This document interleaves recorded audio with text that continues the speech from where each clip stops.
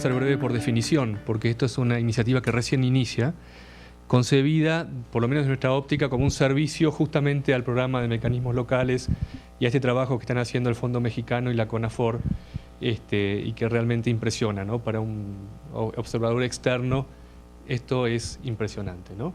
Con lo cual, les cuento brevemente qué es Forest Trends para que sepan con quién van a estar lidiando en los próximos meses, ¿no? Ojalá que fructíe con buenos frutos.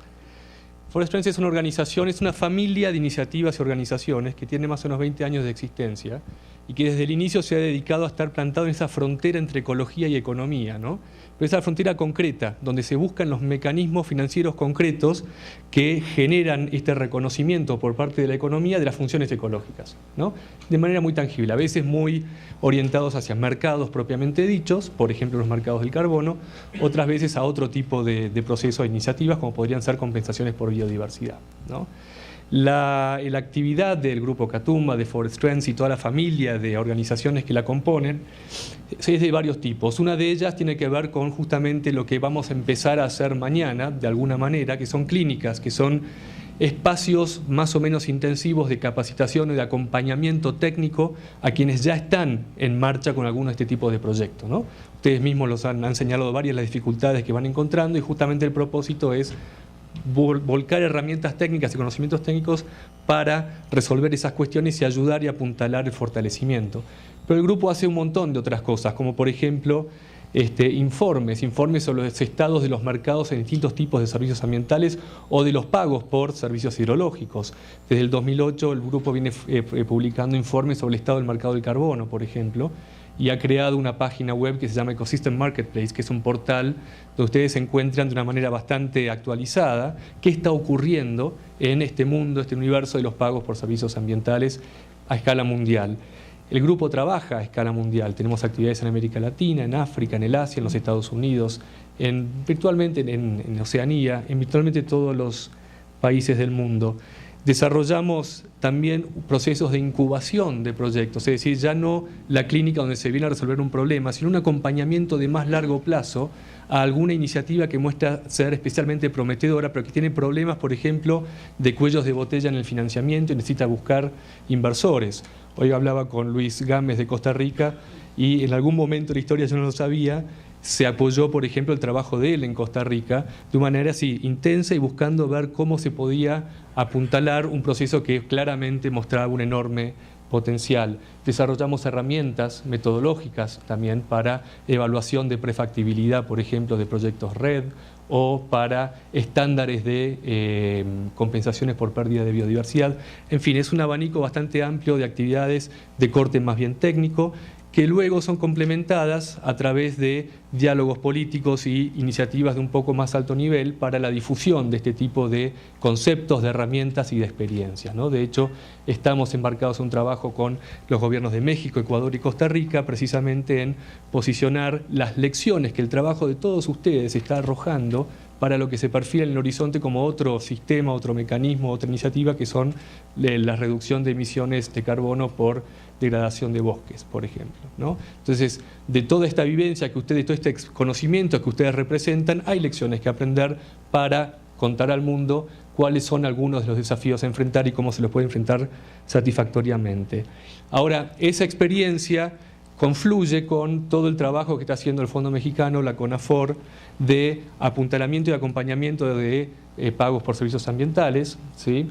En un contexto donde los mecanismos locales van llegando a un estado de maduración interesante, ¿no? Reflejado, por ejemplo, en este segundo encuentro, donde ya como decía Paula, se va volviendo como más importante empezar a sistematizar un poquito más, empezar a capitalizar un poquito más lo aprendido y de manera más sistémica empezar a fortalecer las capacidades de quienes están interviniendo en el terreno, ¿no?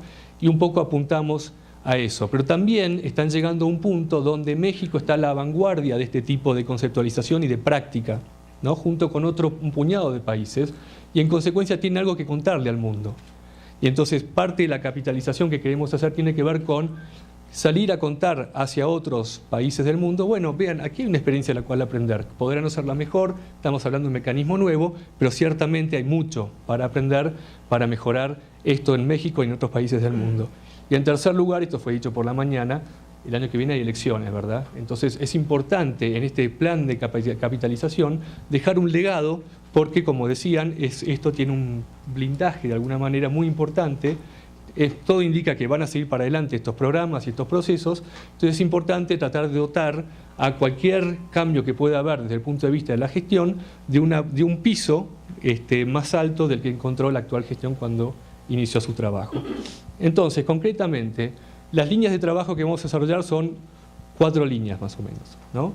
Por un lado, realizar un inventario activo, dinámico, actualizable de las experiencias, monitoreando o registrando algunas de las variables cuantitativas y cualitativas más importantes, ¿no?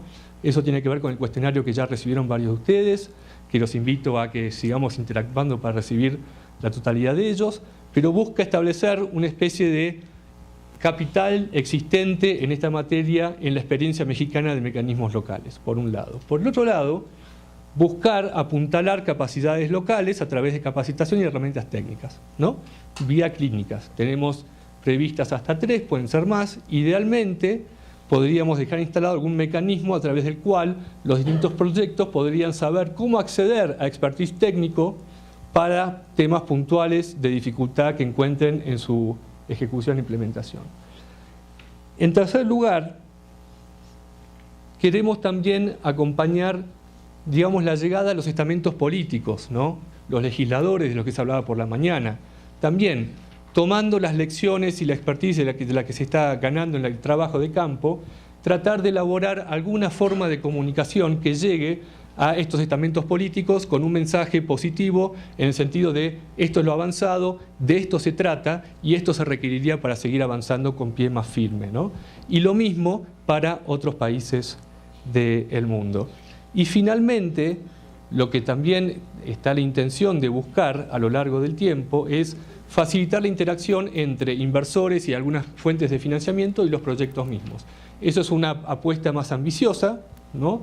Buscar financiamiento más sostenible a más largo plazo es un desafío para todos y es un desafío especialmente difícil, pero vamos a tratar de trabajar en la medida que podamos con CONAFOR y con el Fondo Mexicano para buscarlo. En definitiva, entonces, los invito a estar en contacto con nosotros, vamos a estar en contacto seguramente con muchos de ustedes. A partir de mañana vamos a arrancar con varios de ustedes con algunas actividades, pero se trata de un aporte que busca apuntalar desde lo sistémico el trabajo que se está desarrollando.